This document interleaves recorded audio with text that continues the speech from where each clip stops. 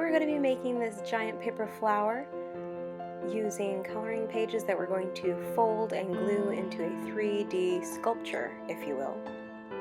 This design is available as a digital download on my Etsy shop. If you're interested, click the link down below.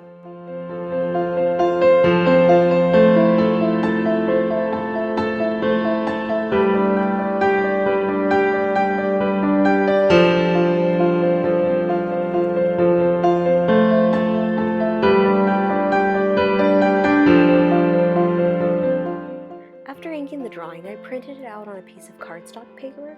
I plan to paint it with some gouache paint. In the drawing, I've indicated a slit where you can cut it with scissors and fold it over, and you won't be losing any of your drawing. This will be more clear when I begin to assemble.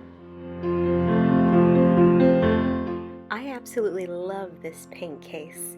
It's convenient, I can take it anywhere I want, but yet it's big enough to mix the colors the way I want to. If you'd like to see the way I made this case and what I made it out of, please click the link up top and you can see that video where I create this unique painting case that is quite special to me.